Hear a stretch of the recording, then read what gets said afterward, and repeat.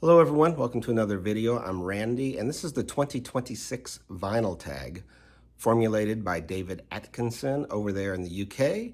I was lucky enough to meet David this year at the MGK Bash in Buffalo, New York in July. Hopefully I'll be able to go back next year as well. But he's come up with 20 prompts, and much like Glenn Calloway from the Basement, I'm going to do kind of an abridged version, more for time's sake, as I know people are tired of watching all of these in some way, and partly because I didn't really have a good answer for a few of the prompts. So anyway, let's get to it. The first one, show your best vinyl / other format musical purchase of 2025. I'm pretty sure I got this in 2025. But I'm a big fan of the Go-Betweens, and I went to the record store, and the guy made a great deal. If I got both of these, this is the Go-Betweens Spring Hill Fair, and then my favorite Go-Betweens album, 16 Lovers Lane. I already had this on CD, and I was trying to cut down on what I purchased, trying to cut down on purchasing on both formats, but this is my favorite one, and I just couldn't stop this deal. It was a great deal. Next one, you move into a new home, you play one record turned up to 11 to announce your arrival. What is it and why? That would probably be Who's Next by The Who, one of the best rock albums of all time, and you just can't beat starting out with Baba O'Reilly with that synthesizer, letting your neighbors know that there's going to be some rock and roll going on in the house next door. And it has probably, like I said, one of the best opening tracks with Bob O'Reilly and one of the best closing tracks with Won't Get Fooled Again. The Who, Who's Next? Next, show 2 albums, one each from your favorite male and female singer. Why these 2? Well, probably my favorite male singer would be Van Morrison. My favorite female singer, probably Lucinda Williams. But I show them a lot, so I'm going to go more with what are my favorite voices in music, male and female. And for male, it's going to be great Bobby Blue Bland. Here's his album, Here's the Man, which has his biggest hit on here, Turn on Your Love Light, which I understand for those Grateful Dead fans. Love their own version of that. But it also has what I think is the best version of T-Bone Walker's Stormy Monday Blues. He just has that great expressive, emotive voice, does that little catch in the throat, which some people don't care for, but I've always just loved how his voice just kind of resonates, kind of got that cool, emotional tinge to his voice that, I don't know, it just works for me. And that's my male one. And for female, I've seen some people pick Aretha Franklin, but I'm going to go with Etta James. I just love her voice, the emotion she gets out of it. And this is a great compilation, The Sweetest Peaches. I could have picked her album At Last, and of course, that's the song that everybody knows by her. But this has one of my favorite all-time covers, and that's the Randy Newman song, God's Song. I love her version of that. But yeah, Etta James, just such a great voice, and probably my favorite female voice. Next, we like to have fun here. Show your top 3 soul dance records. I'm going to start off with a couple soul albums that have some cuts I think you could dance to on there. But I just love these albums. And one of them is my favorite soul singer of all time. That's James Carr, A Man Needs a Woman. This has his biggest hit, Dark End of the Street. Also, You've Got My Mind Messed Up, which is just a great tune. And A Man Needs a Woman, the title track. Yeah, check out James Carr. If you're an Otis Redding fan, certainly check out James Carr. Next one is, this is a compilation album, The Best of Solomon Burke. And I was actually out today and I was walking by a wine bar and I was hearing the song Cry to Me, and I was ready to move to that one. He's just such a great, expressive singer. Solomon Burke, you can't go wrong with hardly any of his hits. He kind of took a lot of country songs and then made them soul songs, but yeah. Solomon Burke. And to get out on the dance floor, who better to get down with than Earth, Wind, and Fire? This is their album Spirit. Check out the song Getaway. Most of you probably already know that. Yeah. Can't do better than Earth, Wind, and Fire. Next, if you had to pick only one album from each of the last six decades, what would they be? I guess I said seven because that's what I'm going to show, seven. Because what he starts with the 60s, but why not start with the 50s where rock and roll began to form? And so that's what I'm going to do. I'm going to go 7 decades, 50s through the 2010s. So from the 50s, about the influential Chirping Crickets album, of course, Buddy Holly's group, the Crickets. And so many of these songs have been covered by almost every rock and roll band out there. That'll Be the Day, Oh Boy, Not Fade Away, of course, Rolling Stones. Maybe Baby. Of course, Words, that's not on this one, but the Beatles covered that. But yeah, the Chirping Crickets for my 50s pick. That album came out in 1957. For the 60s, from 1968, Van Morrison's Astro Weeks, the best album ever made. And just love the Celtic soul that he brings out. Uses some jazz musicians, including David Hayes, some of the best bass playing on any pop rock record, especially on the title track, Astro Weeks. For the 70s, it was a tough choice between Dylan's Blood on the Tracks and this one.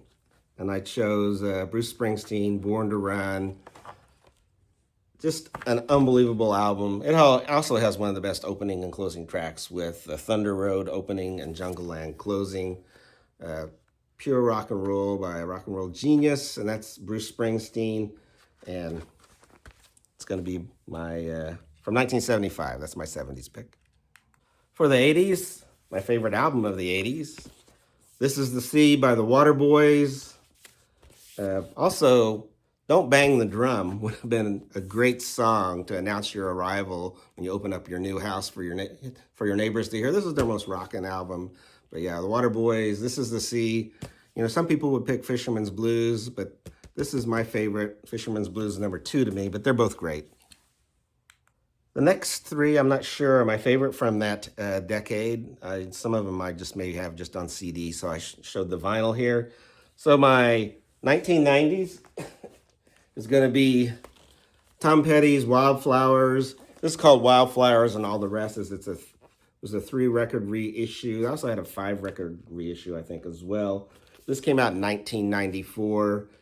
Shows a little more Americana side of Tom Petty, but yeah, just an excellent album. And next, from the 2000s, this is 2006, and it's Josh Ritter, The Animal Years.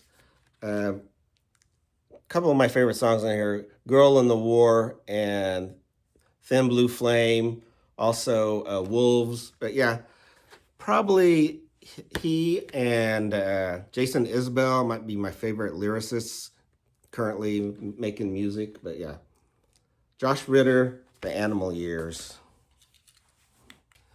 And for the 2010s, how about an album from 2010? And that's The Drums. This is their second album, indie rock, and with a hint of new wave and jangle pop. Yeah, just a wonderful album with a bunch of great songs on there. Down by the Water, Me and the Moon, Let's Go Surfing. Yeah, check out Let's Go Surfing. That would probably be the song to check for The Drums.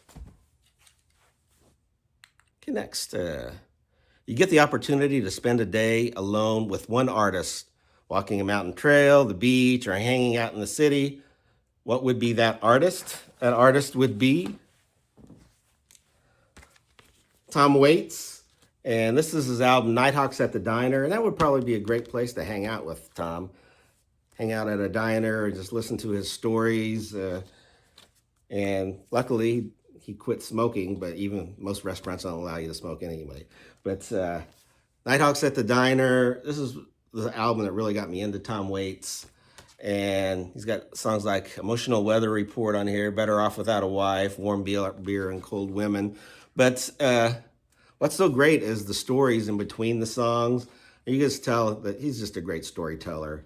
and I would love to listen to his stories. And another question was on here was, what would be your must-ask question? My must-ask question would be, what's he building in there?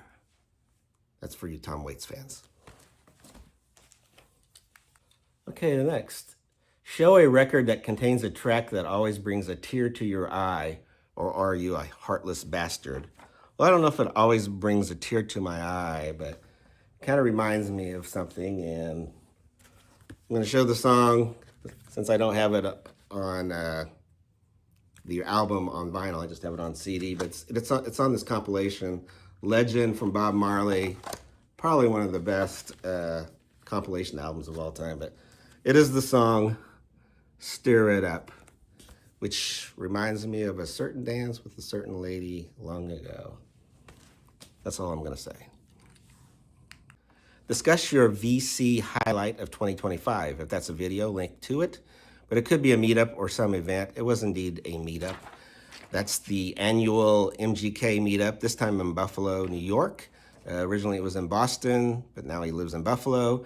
Can't wait to go to the third one, but met so many wonderful people. Some of my favorite VC people and their VC channels. I'd met several people before this, but I don't know how many I met there, 20, but it was amazing. And I can't wait for the next one to happen. But yeah, that would be my highlight, meeting all these great people at the MGK event. And David Atkinson put out a great video of the event if you want to search his page for that. But anyway, so what's next? You're an innocent man or woman on death row. They give you one last musical request. What do you ask for? I think I'm going to ask for them to play Billy Joel, the title track on here, An Innocent Man.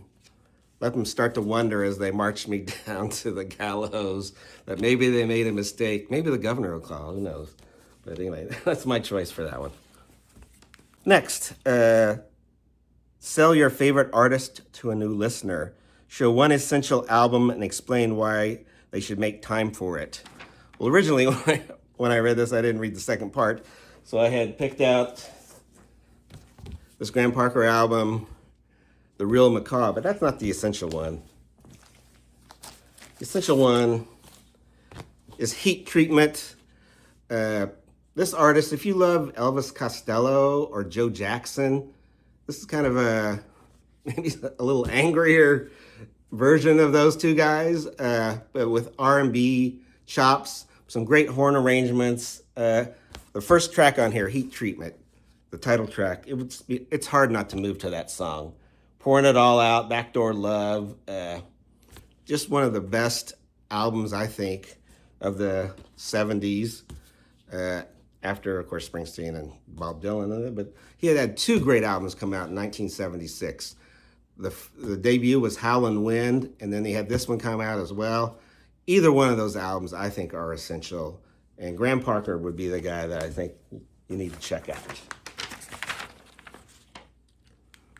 And then the last one, I was actually going to skip this one, and I decided to go ahead and do it. It said, you're arranging a VC meetup in 2026. Excluding those you've already met, invite 3 people you'd most like to meet.